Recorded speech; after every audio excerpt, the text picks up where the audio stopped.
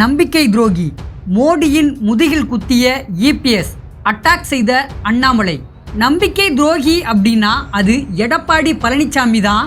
நம்பிக்கை வச்ச பிரதமர் மோடியோட முதுகிலேயே குத்திட்டாரு எடப்பாடி பழனிசாமின்னு விக்கிரவாண்டியில பிரச்சாரம் மேற்கொண்ட தமிழக பாஜக தலைவர் அண்ணாமலை கடுமையா விமர்சனம் செஞ்சிருக்காரு. தமிழ்நாடு முன்னாள் முதல்வரும் அதிமுக பொதுச் செயலாளருமான எடப்பாடி பழனிசாமி தமிழ்நாடு பாஜக தலைவர் அண்ணாமலைய மிக கடுமையா விமர்சிச்சு பேசி இருந்தாரு. குறிப்பா பாஜக தலைவர் அண்ணாமலை பேட்டிகள் மூலம் தன்னை அடையாளப்படுத்திக்கிறாரு. மற்ற கட்சிகளை அவதூறாக பேசுவதை அண்ணாமலை வாடிக்கையா வச்சிருக்காரு. அண்ணாமலை மெத்த படித்தவரு, மிகப்பெரிய அரசியல் ஞானி, அவரோட கணிப்பு அப்படி இருக்குதுன்னு சொன்னாரு. மேலும் நாடாளுமன்ற தேர்தலில் திமுகவை விட 1 லட்சம் வாக்குகள் வித்தியாசத்துல அண்ணாமலை தோல்வி அடைஞ்சிருக்காரு. அண்ணாமலை வந்ததுக்கு பின்னாலதான் தமிழ்நாட்டுல பாஜக வளர்ந்து இருப்பது போல ஒரு மாய தோற்றத்தை உருவாக்கிக்கிட்டு இருக்காரு.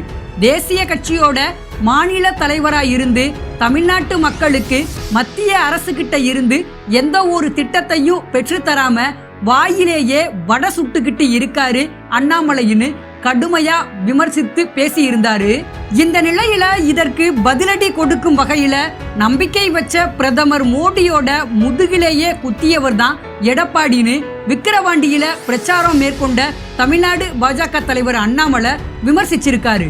இது தொடர்பா பேசிய அண்ணாமலை அதிமுக கோட்டைன்னு சொல்லக்கூடிய கோவையில 3 சட்டமன்ற தொகுதிகள்ல டெபாசிட்டை இழந்திருக்காங்க. சிலர் சுய லாபத்தோட செயல்படுவதால அதிமுக அழிஞ்சுக்கிட்டு இருக்கு.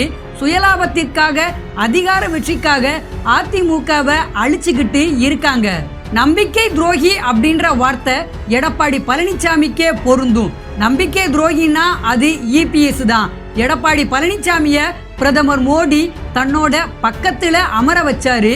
ஆனா நம்பிக்கை வச்ச பிரதமர் மோடியோட முதுகிலேயே குத்திட்டாரு இபிஎஸ். அக்கறைக்கு இக்கரை பச்சைன்னு நினைச்சு பாஜகவை வேண்டாமென ஒதுக்கிய எடப்பாடி நாடாளுமன்ற தேர்தலில் பல இடங்கள்ல டெபாசிட் இழந்தாரு. ஈரோடு இடைத்தேர்தலின் போது எடப்பாடி பழனிசாமி என்கிட்ட தொலைபேசி வாயிலா பேசினாரு. அப்போ ஈரோடு என்னோட கோட்டை, அதனால நாங்க அங்க போட்டியிடுறோம், ஓபிஎஸ் தரப்புல வேட்பாளரை நிறுத்த வேணாம்னு அவர்கிட்ட சொல்லுங்கன்னு என்கிட்ட கெஞ்சி கேட்டுக்கிட்டாரு. தோல்வி அடைஞ்சிருவோம்னு தெரிஞ்சும் ஈரோடு கிழக்கு இடைத்தேர்தலில் அதிமுக போட்டியிட்டது ஏன்? தற்போது விக்கிரவாண்டி இடைத்தேர்தலில் போட்டியிடாததுக்கு புது காரணங்களை கண்டுபிடிச்சு சொல்லிக்கிட்டு வர்றாரு எடப்பாடி. அதிமுக சென்னையில ஆர்ப்பாட்டம் நடத்தினா கூட்டமே வர்றதில்ல, முன்பு இருந்தது போல இல்ல. அதிமுக சிறிதா கரைய தொடங்கிருச்சு. தன்னோட கட்சியை காப்பாற்ற முடியாத இபிஎஸ் எனக்கு அறிவுரை கூற தேவையில்லை. தலைமை சரியில்லாததால அதிமுகவுக்கு மக்கள் தண்டனை கொடுத்திருக்காங்க. எடப்பாடி பழனிசாமி தலைமையிலான அதிமுக 2019ஆம் ஆண்டு முதல் தொடர் தோல்வியை சந்திச்சுக்கிட்டு வருது. அதிமுகவுக்கு அடிமையா இருப்பதற்காக நாங்கள் அரசியல் செய்யலைன்னு சொன்னாரு. மேலும் என்னோட கட்சியை பத்தி அவர் பேசும்போது நான் அவரோட கட்சியை பத்தி பேசுறதுல என்ன தவறு இருக்கு? பாஜகவுக்கும் எனக்கும் பாடம் எடுக்கிற அருகதை எடப்பாடி பழனிசாமிக்கு இல்லைன்னு மிக கடுமையா தாக்கி பேசி இருக்காரு. இந்த சம்பவம் தான் தற்போது அரசியல் வட்டாரத்துல பரபரப்பை கிளப்பி இருக்கு.